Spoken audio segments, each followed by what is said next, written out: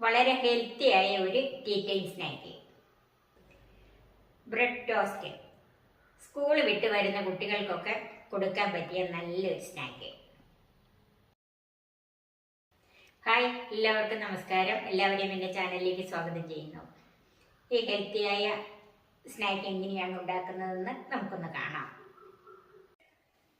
ഇത് ഞാനൊരു 6 കഷ്ണം ബ്രെഡ് എടുത്തിട്ടുണ്ട്. ഇത് അല്പം ഹെൽത്തി ആയിക്കോട്ടെ എന്ന് കരുതി ഞാൻ വീറ്റ് ബ്രെഡാണ് എടുത്തിരിക്കുന്നത്.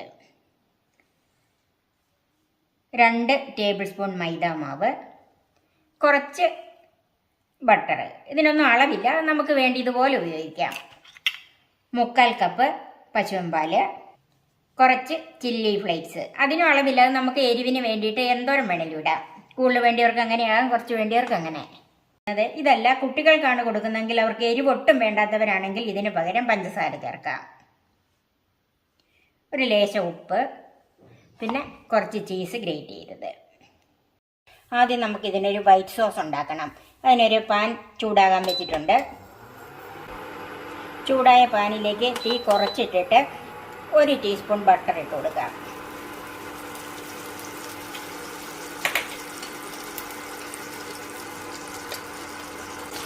ബട്ടർ ഒന്ന് മെൽറ്റായി വരുന്ന അതിലേക്ക് മൈദാമാവ് ഇട്ട് കൊടുക്കാം. തീ തീരെ കുറച്ച് വെക്കണം.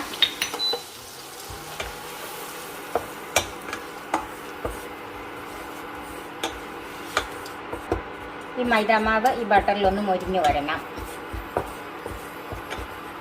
ഇത് ബട്ടറിൽ മൊരിയുന്ന ഒരു മണം നമുക്ക് കിട്ടും.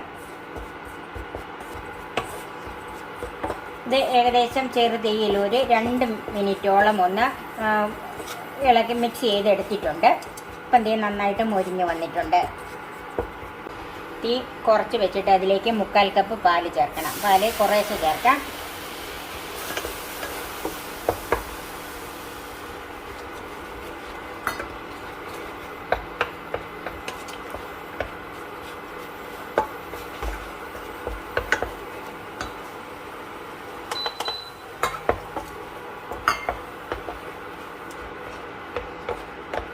ഇതൊന്ന് നന്നായിട്ട് കട്ട ഉടച്ചിട്ട് ബാക്കി ചേർക്കാം.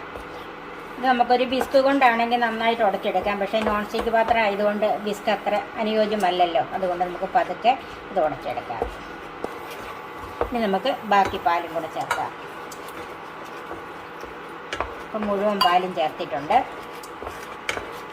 ഇനി ഇതൊന്ന് കുറുകി വരണം. തീ കുറച്ച് തന്നെ വെക്കണം, അല്ലെങ്കിൽ പെട്ടെന്ന് അടിക്ക് പിടിച്ചു പോകും. ഇതിലേക്ക് ഞാൻ എരിവുള്ള ഒരു ടോസ്റ്റാണ് ഉണ്ടാക്കുന്നത്. അതുകൊണ്ട് ചില്ലി ഫ്ലേക്സ് ആണ് ചേർക്കുന്നത്. ഇനി അല്ലെങ്കിൽ ഇതിന് പകരം പഞ്ചസാര ചേർത്ത് നമുക്കെടുക്കാം. അത് നമ്മുടെ എരിവിനനുസരിച്ച് ചില്ലി ഫ്ലേക്സ് ചേർക്കാം.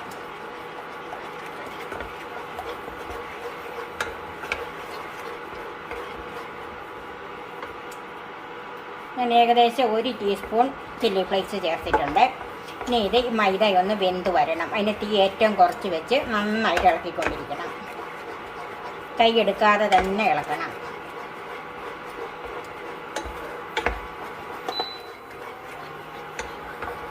ഇപ്പം മൈദയൊക്കെ വെന്ത് പാലൊക്കെ ഒന്ന് കുറുകി വന്നിട്ടുണ്ട്. കണ്ടോ, ഈ രീതിയിൽ വേണം നമുക്കിത് വെക്കാനായിട്ട്. ഇരിക്കും തോറും അല്പം കൂടെ കുറുകും. നമുക്ക് ഓഫ് ചെയ്ത് ചൂടാറാനായിട്ട് മാറ്റി വെക്കാം. വേറെ ഒരു തവ വെച്ചിട്ടുണ്ട്. തവ ചൂടായിട്ടുണ്ട്. ഇനി നമുക്ക് ആദ്യമേ ബ്രെഡ് ഒന്ന് ചെറുതായിട്ടൊന്ന് ടോസ്റ്റ് ചെയ്തെടുക്കണം. അതിന് നമുക്ക് ബട്ടർ ചേർക്കാം.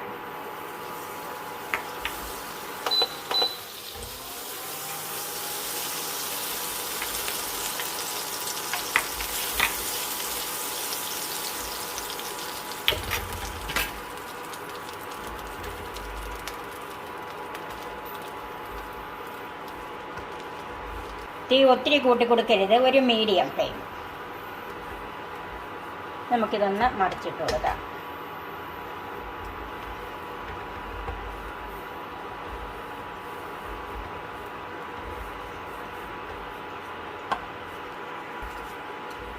ഇത് 2 വശവും ഒന്ന് മൊരിഞ്ഞിട്ടുണ്ട്. നമുക്കൊരു പ്ലേറ്റിലേക്ക് മാറ്റാം.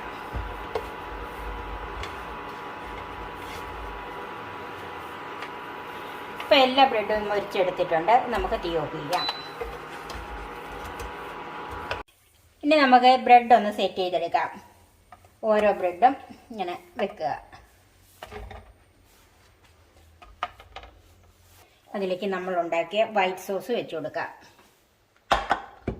വൈറ്റ് സോസ് വെക്കുമ്പോൾ ഒത്തിരി ഒഴുകിപ്പോകുന്ന രീതിയിലാകരുത്. ഇതിപ്പം കറക്റ്റ് പാകത്തിനുള്ള ടെക്സ്ചറായി വന്നിട്ടുണ്ട്. ഇതുകൊണ്ട് ഇതുപോലെ ഇരിക്കണം.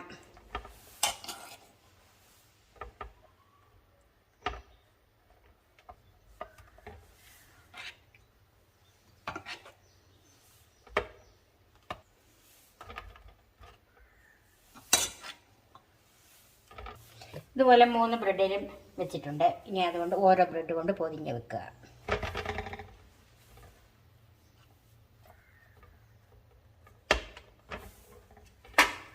വെച്ചിട്ട് ഒന്ന് അമർത്തി കൊടുക്കണം. ചൂടായ പാനിലേക്ക് അല്പം ബട്ടർ ഇട്ട് കൊടുക്കാം. ഇനിയിപ്പോൾ ബട്ടറോ നെയ്യോ ചേർക്കാം. തീ കുറച്ച് വെക്കണം.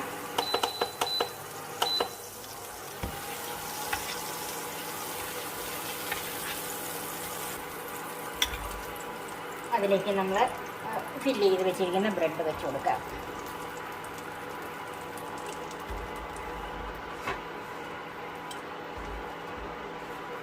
ഇനി അതിൻ്റെ മുകളിലേക്ക് കുറച്ച് ചീസ് വെച്ച് കൊടുക്കാം. നമുക്ക് ഇഷ്ടമുള്ള അത്രയും വെച്ച് കൊടുക്കാം കേട്ടോ.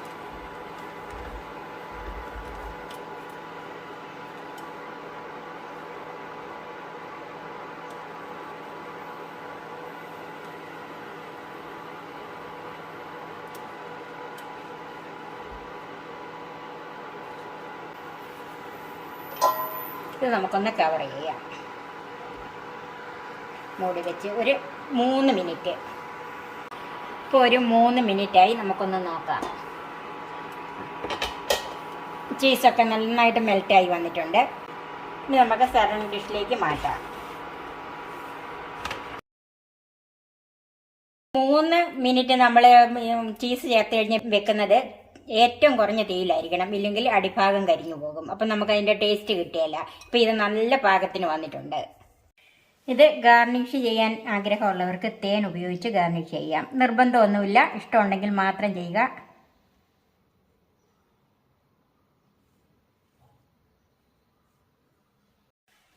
എല്ലാവരും ഇഷ്ടപ്പെടുന്ന ഈ ടോസ്റ്റ് നിങ്ങളും ഒന്ന് ചെയ്ത് നോക്കണം. കുട്ടികൾക്ക് ഏറെ ഇഷ്ടപ്പെടും.